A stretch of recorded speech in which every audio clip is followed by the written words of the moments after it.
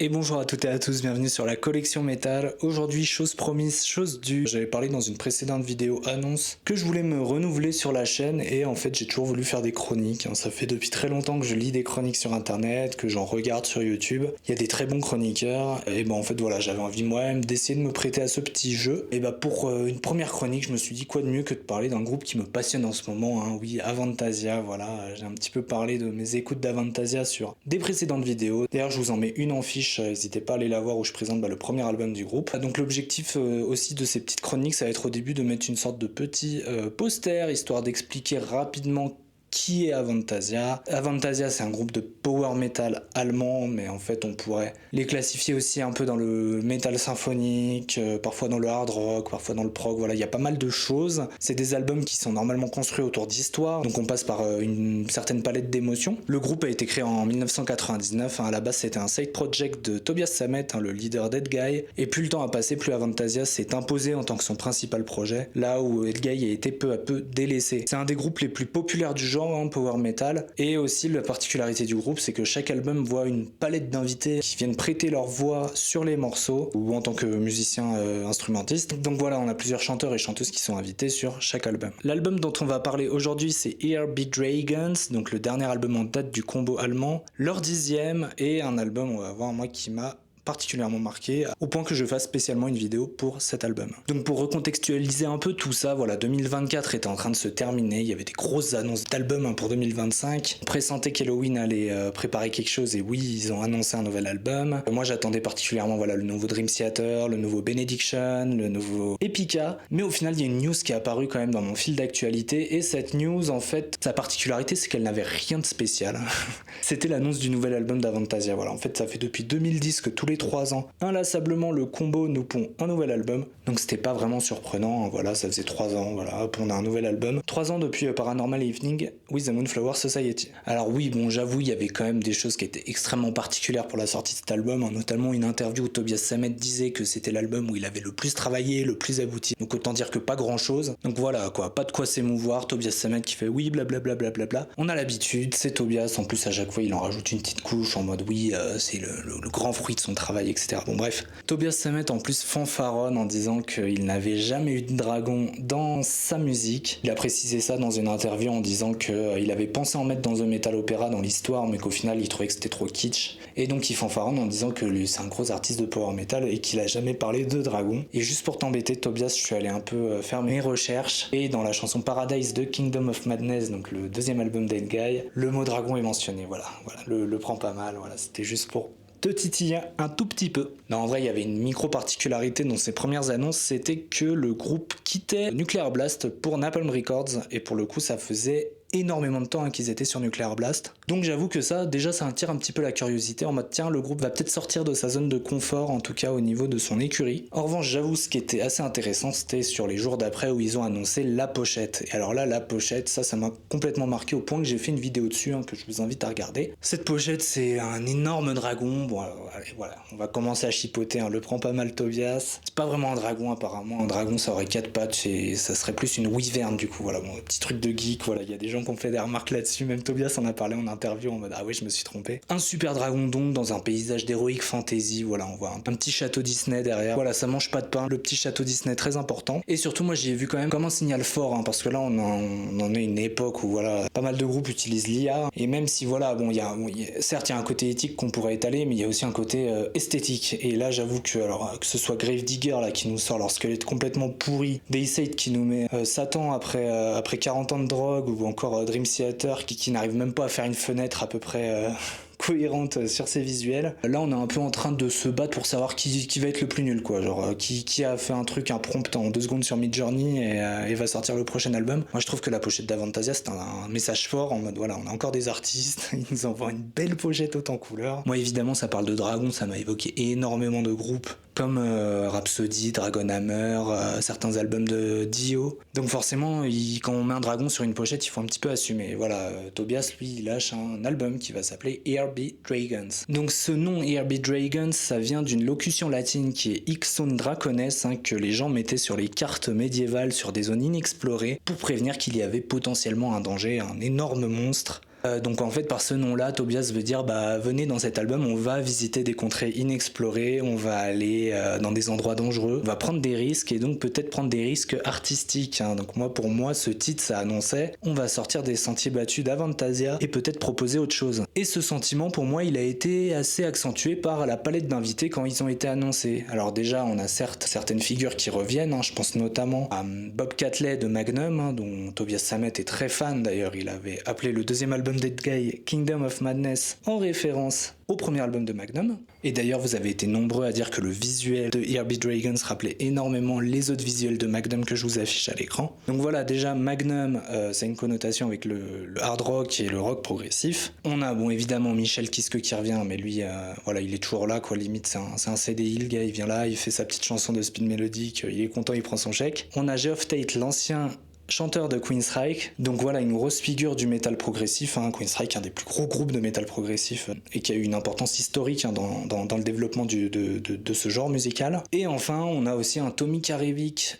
et un Roy Khan, donc respectivement le chanteur de Kamelot et l'ancien chanteur de Kamelot et actuel chanteur de Conception. Kamelot c'est du power metal mais ça a aussi des tendances assez progressives, donc déjà en fait avec cette palette d'invités, on retire Michel Kiske parce que voilà Michel Kiske il est là pour son chèque, mais en tout cas sur les autres invités qui sont annoncés, on a quand même pas mal de gens qui font partie de la scène progressive, donc moi j'avais tendance à me dire tiens c'est intéressant, ça va peut-être lorgner vers des choses plus progressives, plus techniques, plus expérimentales, plus imprégnées de la musique des années 70-80 en prog. Donc voilà, en tout cas un album qui semblait promettre beaucoup de choses. Alors bien sûr je ne suis pas non plus dupe, je me suis bien évidemment dit que Avantasia c'est un gros poisson, c'est des têtes d'affiche de festival, c'est un produit avec de très nombreux fans. Je me souviens quand j'avais sorti ma vidéo sur Avantasia, alors je ne connaissais pas du tout le groupe, il y avait des commentaires qui me disaient qu'ils étaient super contents qu'on parle de ce groupe, donc il y avait énormément de fans, plein de recommandations d'albums, tout le monde avait son album préféré assez différent. C'est un groupe qui a des fans, voilà, ils vont pas les décevoir, en plus ils arrivent sur un nouveau label, je pense qu'ils ne voulaient pas les décevoir non plus, donc moi je me suis dit il y aura de l'expérimentation, on nous le vend comme ça, mais ça va rester un album d'Avantasia. Donc c'est-à-dire avec ses morceaux, avec ses refrains très accrocheurs, dans le power metal, dans le metal symphonique, avec des moments hard rock, avec des ballades, et ça on va voir pour le coup ça va bien être le cas. Parce qu'en effet quand le premier single sort, donc Creepshow, j'ai pas écouté le morceau directement, je voulais me garder la surprise, mais j'ai quand même vu des shorts passer, voilà des shorts YouTube, où on voyait le bon Tobias Sammet se déhancher sur une musique aux tendances hard rock plutôt légère. Je me suis dit oh là ok, donc déjà là on est déjà en terrain connu, ça rappelait beaucoup Edguy, cette espèce d'humour un peu qu'il mettait dans le clip, et je me suis dit oula, alors si tout l'album est comme ça, on aura fait énormément de bruit pour rien. Ce morceau m'a quand même donné pas mal de réserves sur la suite. Pour parler de mon rapport à Avantasia, moi Avantasia c'est un groupe que jusqu'à très récemment j'ai toujours un peu boudé. Je connaissais que deux morceaux qui sont Anywhere de leur deuxième album The Metal Opera Part 2 et The Scarecrow, donc de leur album The Scarecrow. Pour moi en fait je les ai toujours vus un peu comme les enfoirés quoi, du métal, donc en gros t'arrives sur scène, il y a plein de monde, voilà des figures connues, t'as la chanteuse de machin et puis t'as le chanteur de trucs. Souvent c'est des artistes à la mode ou alors c'est des artistes qui ont un gros passage à vide et qui cherchent un petit peu à redorer leur blason, ou alors c'est juste des artistes qui cherchent un boulot pour l'été. Donc voilà, en gros, si on faisait faire un comparatif, voilà, t'as tout le temps Michel Kiske, bah voilà, c'est Jean-Jacques Goldman des Enfoirés, voilà, c'est les deux pareil, tu les vois tout le temps, ils ont toujours leurs chansons, les gens sont contents quand ils le voient, voilà, c'est les Enfoirés. Et aussi là où j'avais quand même pas mal de retenue vis-à-vis d'Avantasia, c'est que je suis un gros fan d'Edguy, et pour moi j'ai toujours vu Avantasia comme un projet qui est devenu en fait plus lucratif qu'Edguy, et au final, Edguy a peu à peu été abandonné par Tobias Sammet qui s'est un peu plus tourné vers Avantasia. Alors certes c'est pas qu'une question de pognon, il y a aussi des problématiques je crois de relations entre les membres du groupe chez Edguy, et aussi des histoires aussi de burn-out chez Tobias Sammet qui était énormément fatigué. Faut dire qu'il charbonnait pas mal, fin 90 début 2000 il nous sortait quasiment un album tous les ans, alors avoir deux groupes en même temps avec autant de responsabilités ça devait être assez compliqué. Mais donc en tout cas Avantasia pour moi c'était le truc qui a un peu tué Edguy, et j'étais un peu du coup je boudais le groupe comme je dis. Et puis un beau jour quand même, voilà, que je continue à creuser mes classiques du power metal, je suis tombé sur Paranormal Evening with the Moonflower Society, superbe édition digibook que je peux pas vous montrer parce que je suis pas chez moi, et qui était bradé voilà à 6-7 € à Gilbert Joseph. Donc je l'ai pris en me disant tiens ça va être mon premier Avantasia. Je l'écoute, alors je vais être honnête, l'album m'a pas retourné mais il m'a quand même plu, j'ai passé un bon moment. Il y a des morceaux que j'ai trouvé très bons, j'ai bien aimé le morceau avec Kiske notamment, j'ai bien aimé l'intervention de Ralph Shippers, donc le chanteur de Primal Fear X Gamma Ray, et voilà, donc sans dire que c'était un album qui m'a complètement retourné, c'est un album qui m'a fait plaisir et ça m'a donné envie d'aller creuser la suite du groupe. Enfin sort l'album Heartbeat Dragons et je vais me l'acheter à sa sortie, sauf qu'entre temps j'ai découvert l'album The Metal Opera Part 1, la plus grosse découverte que j'ai fait depuis que j'ai commencé ma chaîne YouTube, un album qui est absolument spectaculaire, génial, qui est dans la lignée de Theater of Salvation Dead Guy, qui est un de mes albums préférés de tous les temps. Donc ça m'a fait énormément plaisir et c'était avec beaucoup d'entrain donc que j'ai découvert ce Herbie Dragons d'Avantasia. Donc voilà, c'était pour recontextualiser, je connais A Paranormal Evening with the Moonflower Society et The Metal Opera Part 1 qui est pour moi excellentissime, et c'est dans ce contexte-là que j'ai découvert et que je suis plongé dans Herbie Dragons. Ouais, je suis en train de mourir de chaud là, je suis dans une espèce de serre, il fait extrêmement chaud. Je vais briser le suspense tout de suite. Herbie Dragons, c'est un album qui m'a beaucoup plu. Pour moi, il a respecté ses promesses dans le sens où j'ai entendu de nouvelles sonorités que je n'avais jamais écoutées sur Avantasia, mais je rappelle quand même que je ne connais que 2 albums du groupe autres que celui-là. C'est un album qui respecte les fans et le label, comme j'ai dit, il n'y a pas des énormes prises de risques, on n'est pas dans un gros album de métal progressif comme on aurait pu le penser, peut-être avec les annonces et le titre de l'album. On est sur un album d'Avantasia assez classique mine de rien, avec une légère touche d'innovation pour le groupe allemand. Le premier morceau, donc Creepshow, est une espèce de hard rock un peu fun. On est dans un refrain très catchy qui se retient très facilement, sans pour autant rentrer dans la facilité quand même. Je trouve que c'est un bon morceau. Je pense que si l'album n'avait pas suivi derrière, ça aurait été un morceau un peu rébarbatif. Je trouve qu'il s'inscrit bien en termes d'introduction à l'album, et en plus de ça, il me rappelle un peu le Head Guy fin des années 2000, assez fun, assez léger, et c'est aussi pour ça que ce morceau m'a plu. S'ensuit ensuite pour moi la pièce maîtresse de l'album, Herbie Dragons. On a des changements de tonalité, des recherches de mélodies un peu plus sophistiquées, une progression dans la musique, on passe de moments assez élégants, avec une voix de velours, avant de passer sur des moments beaucoup plus heavy, voire sur des moments très épiques, et moi en tant que fan de power, ça me fait plaisir, où Tobias Sammet nous fait profiter de ses capacités vocales. Donc on est bel et bien dans un morceau quand même progressif, et d'ailleurs Tobias Sammet en concert présente ce morceau comme le morceau le plus progressif qu'Avantasia est écrit depuis le début de sa carrière. L'invité, donc Geoff Tate, est là, mais je trouve que ses participations sont quand même assez discrètes. Tobias Sammet se réserve les parties vocales les plus mémorables, et je trouve que que son intervention est quand même assez anecdotique sur ce morceau. Ensuite on enchaîne avec un troisième morceau, The Moorland at Twilight, avec Jean-Jacques Kiske qui vient nous prêter sa voix pour un énième morceau de speed mélodique d'Avantasia. Je me moque un peu, mais en fait je suis extrêmement fan de Michel Kiske et de Tobias Sammet, et quand les deux chantent en même temps, ça me fait énormément plaisir. Kiske avait participé à un morceau Dead Guy, et les deux sont quand même assez proches. Je crois que Kiske ne peut plus faire de tournée avec Avantasia, parce qu'il a un contrat avec Helloween qui est assez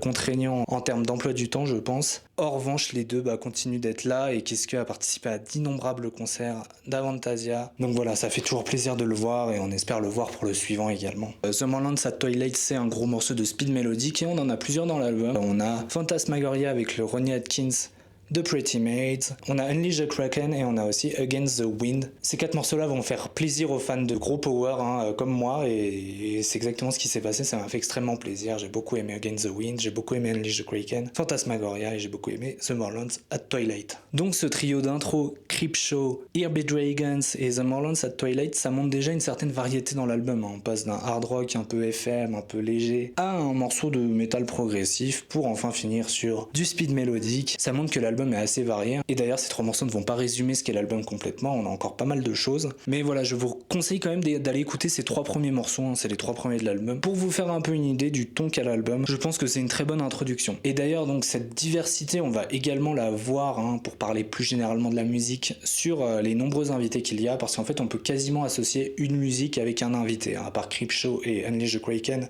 que Tobias Sammet se réserve. Ça permet en fait de retenir les morceaux, voilà, ça permet de se dire ah ouais, là c'est le morceau avec Bob Catley, là c'est le morceau avec Tommy Karevik, là c'est le morceau avec Roy Khan. Et également pour parler plus généralement de l'album, il y a quelque chose que j'ai énormément aimé, c'est les refrains. En fait il y a une espèce de production, donc souvent les refrains sont chantés par Tobias Sammet, le chanteur qui est invité avec lui, et en fait on entend des chœurs, donc 3 personnes, et notamment donc 2 chanteuses, Adrienne Cowan et Chiara Tricarico, et enfin le 3e choriste est Herbie Langens. Et ce que j'aime beaucoup dans la production, c'est qu'en fait on entend distinctement les voix des chanteuses sur chaque refrain, donc on entend très bien Adrienne Cowan et Chiara Tricarico. Ça donne plus de force au refrain, ça apporte des timbres différents et moi c'est quelque chose que j'ai vraiment beaucoup aimé dans l'album. On arrive ensuite sur la quatrième piste qui est The Witch, donc la piste avec Tommy Karevik, le chanteur de Kaamelott. Alors moi c'est une musique que j'aime pas trop, hein. Honnêtement en fait je trouve qu'il y a un refrain un peu trop Disney, un peu trop naïf, voilà, power metal Disney. Le groupe a choisi de le mettre en deuxième single de l'album et ça a plutôt bien fonctionné, hein. Il y a des bons retours sur ce morceau, il y a plein de gens qui disent qu'ils l'aiment beaucoup. Alors, moi c'est juste mon avis perso là-dessus, c'est pas un titre que j'aime bien, mais il faut quand même reconnaître qu'il a un petit succès. Ce que je trouve intéressant sur ce morceau, hein, pour pas être complètement négatif, c'est qu'on a Tommy Karevik donc, qui apporte une sorte de voix de velours, hein, assez élégante, assez poétique, et à côté de ça on a Tobias Sammet qui va prendre une voix un peu plus agressive, hein, ce qui crée un joli contraste, je trouve, entre les deux voix. Mais voilà, on a à peine le temps de souffler qu'il y a un super Fantasmagoria qui arrive avec Ronnie Atkins. Ronnie Atkins, je connais pas très bien sa carrière, hein, c'est le chanteur de Pretty Maids. Je connais le morceau Back to Back de Pretty Maids, qui est pour moi un des plus grands morceaux de heavy metal qui ait jamais été écrit. Et je trouve que c'est un excellent chanteur, hein, je le connaissais mal jusque-là, mais en fait, il a notamment déjà joué pour Avantasia, et notamment il a interprété en live The Book of Shallows, donc de l'album Moonglow, notamment avec Adrian Cowan. Et ce qui est intéressant, c'est qu'en fait, il devait reprendre la voix d'Hansi Kusch de Blind Guardian, et il le faisait super bien. Hansi Kusch, c'est pas quelqu'un qui est facile à imiter, et je trouve qu'il s'en sortait super bien, le Ronnie Atkins. Et donc sur ce morceau Fantasmagoria, je trouve qu'il fait une prestation de patron. Le morceau n'est pas non plus mémorable, hein, c'est pas un des plus mémorables de l'album, mais moi c'est un passage qui me fait plaisir, hein. Quand j'entends Ronnie Atkins, je me dis ah c'est Ronnie Atkins quoi, c'est vraiment une super prestation de sa part. Donc comme je disais, Tobias Sammet se réserve également une autre pièce que Creepshow pour lui, c'est Unleash the Kraken, et il se réserve une grosse pièce de speed mélodique, hein. Ça joue très vite, ça chante très haut, hein. Il se lâche complètement. Moi c'est un morceau qui me fait beaucoup plaisir, hein, de réécouter Tobias Sammet se lâcher comme ça. Alors je me dis c'était peut-être prévu pour un featuring qui s'est pas fait, hein. Je pense qu'on ne saura jamais étant donné qu'il y a certaines confidentialités dans les contrats, mais je pense quand même que à la base il aurait dû y avoir un invité, qu'au final il s'est réservé le morceau parce que l'invité n'a pas pu. Et on a également un Against the Wind, hein, qui est l'autre beau morceau, hein, je trouve, de power metal, avec un Tony Lecreo, donc chanteur de Ita, qui apparemment officie davantage dans un registre hard rock, et donc en fait apparemment c'est assez particulier de le voir sur du power metal et il s'en sort super bien, je trouve que les deux voix se prêtent à merveille pour ce morceau. Gros morceau, un de mes morceaux préférés de l'album. L'album trouve quand même des accalmies entre ces morceaux de power metal, avec Bring on the Night avec Bob Catley et avec Everybody's Here Until the End avec Roy Khan. C'est des petits moments d'accalmie très sympas, hein. Je trouve les musiques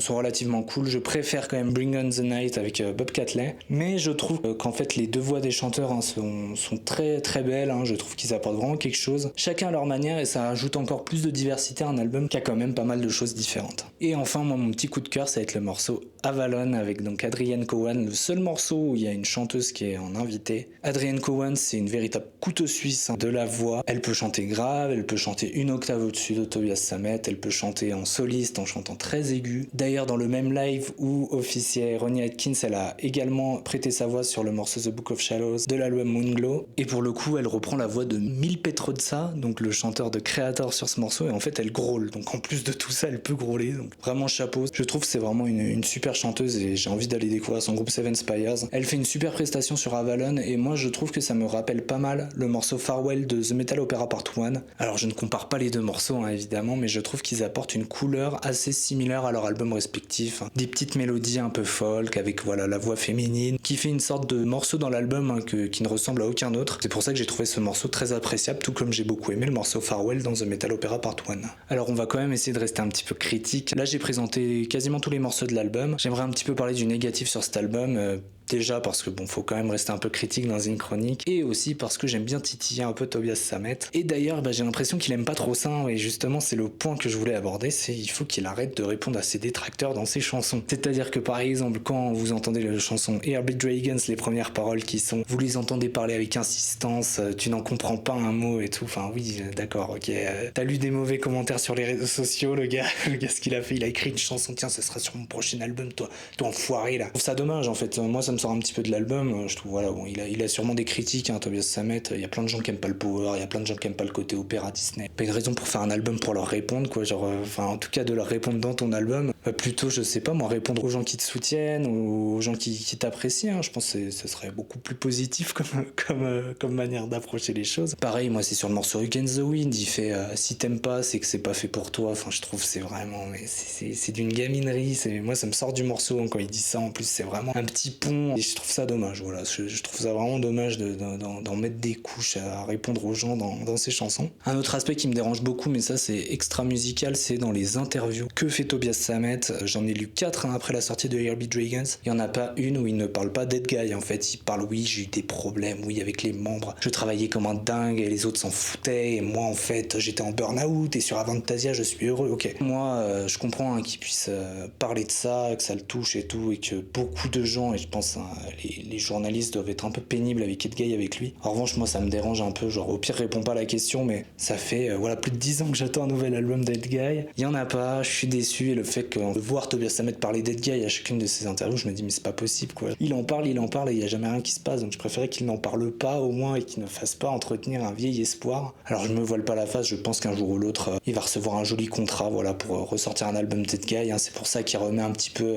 une bûche dans le feu de temps en temps, mais voilà moi ça me dérange un peu parce qu'il y a rien qui se fait et donc je préfère qu'il n'en parle pas. Après si je veux rester tatillon, en fait c'est pour ça que j'ai parlé de mon contexte de découverte de l'album, c'est que c'est seulement mon 3e album d'Avantasia, donc je pense que quelqu'un qui aurait été à ma place, qui aurait eu tous les albums d'Avantasia, si on lui avait fait cette promotion en disant Herbie Dragons, là tu vas voir il y a des dragons, on a là les invités prog et tout, on va faire des grosses expérimentations, l'album ne tente pas grand chose en vrai, hein. En réalité il y a quelques petits trucs sympas, il y a le morceau Herbie Dragons qui est sympa, il y a quelques solos qui sont bien sentis, il y a quelques changements de rythmique, de gamme qui sont assez intéressantes, mais voilà ça casse pas non plus 3 pattes à un canard, ça reste un album d'Avantasia classique, j'en connais que 2 donc forcément moi ça m'a bien plu, hein. Pour le moment je suis pas dégoûté, je suis pas écœuré du style de l'album, mais voilà je pense que pour quelqu'un qui aurait eu plus d'attentes au niveau de l'expérimentation, je pense qu'il aurait été quand même déçu. En conclusion, Herbie Dragons ça reste quand même un de mes coups de cœur de cette année 2025, je trouve que c'est un excellent album, je le trouve meilleur que Paranormal Evening with the Moonflower Society, tout comme le titre donc Herbie Dragons allait explorer des contrées inconnues, et ben moi ça m'a donné envie de faire ça aussi. Ça m'a donné envie d'aller ressortir mon vieil album de Kaamelott avec Roy Khan, ça m'a donné envie d'aller écouter Seven Spires, d'aller écouter Heat, d'aller écouter Magnum, et surtout en fait ça m'a récemment donné envie d'aller réécouter Queensryche et donc l'album Promised Land, et donc en fait j'ai redécouvert cet album et je l'ai vraiment adoré, donc voilà c'était en partie grâce à Avantasia et à l'envie que ça m'a donné un petit peu d'aller explorer, voilà comme j'ai dit, des musiques qui jusque là je n'avais jamais tenté d'explorer. Je trouve qu'il n'y a pas de morceau faible dans l'album, hein. Même le morceau que j'aime le moins, The Witch, comme j'ai dit, bah il a quand même son petit succès, hein. Je pense qu'il a son petit côté Kaamelott qui doit plaire aux fans de Kaamelott, et donc voilà je dis quand même, même si le morceau que j'aime le moins fonctionne bien, et bah chapeau chapeau Tobias. Pour moi il n'y a aucune piste faible sur l'album et l'album est plutôt varié, avec pas mal de moments de power que j'aime beaucoup, et c'est ce qui en fait que j'ai beaucoup aimé cet album. Également je trouve que cet album ça ouvre un peu des interrogations, qu'est-ce que va être le prochain album d'Avantasia, est-ce qu'ils vont poursuivre dans cette voie en essayant d'incorporer des nouvelles choses à leur musique, ou alors est-ce qu'ils vont faire machine arrière et nous reproposer des albums assez classiques. Déjà là il y avait une petite particularité, c'est qu'il n'y avait pas vraiment de concept album, hein, ça racontait pas vraiment une histoire comme aurait pu le faire les autres albums d'Avantasia, donc ça je sais pas si au niveau des fans ça les a pas un peu déçus, ou si justement c'était quand même une nouveauté pour eux. Est-ce que les prochains albums vont prendre encore plus de risques que ça? On verra bien. Moi franchement je n'ai pas spécialement de préférence, j'ai quand même déjà beaucoup d'albums d'Avantasia à rattraper d'ici là, donc on verra bien, mais j'ai hâte de voir ce qu'ils vont faire pour la suite. Normalement dans 3 ans, hein, ça fait depuis 2010 qu'ils en sortent un tous les 3 ans, donc ça devrait être en 2028 le prochain album d'Avantasia. Et bah c'est sur ces paroles que je vais conclure cette chronique. N'hésitez pas à me dire ce que vous avez pensé de l'album, hein, si ça vous a plu, si ça vous a déçu, ou si vous l'avez pas encore écouté et que ça vous a donné envie de l'écouter. Moi ça me fait énormément plaisir quand on me dit qu'on est allé écouter un album après avoir regardé une de mes vidéos, donc n'hésitez pas à me le dire. Si vous découvrez ma chaîne, n'hésitez pas à vous abonner, à laisser un petit like, un commentaire, et surtout n'hésitez pas à me faire vos retours sur ce nouveau format. Donc là j'ai filmé un peu dans des conditions particulières, je suis en train de mourir de chaud, j'ai dû faire une pause parce que ma caméra était en surchauffe, donc c'était un peu bizarre, mais en gros voilà j'aimerais bien faire ça, parler des albums de manière un peu plus exhaustive que ce que je fais dans mes écoutes. Donc n'hésitez pas à me faire vos retours si vous pensez que le ton était un peu monotone, si vous voulez que je me mette un peu plus d'humour, ou si au niveau du montage c'était pas dingue. Je prends vraiment tous les commentaires, je vais essayer de m'améliorer et de proposer plus de vidéos de ce genre, et j'aimerais bien aussi les développer sur un style qui est de plus en plus personnel avec, je vais essayer des petites nouvelles innovations, on verra bien. En tout cas merci beaucoup d'avoir regardé et on se dit à la prochaine, allez ciao.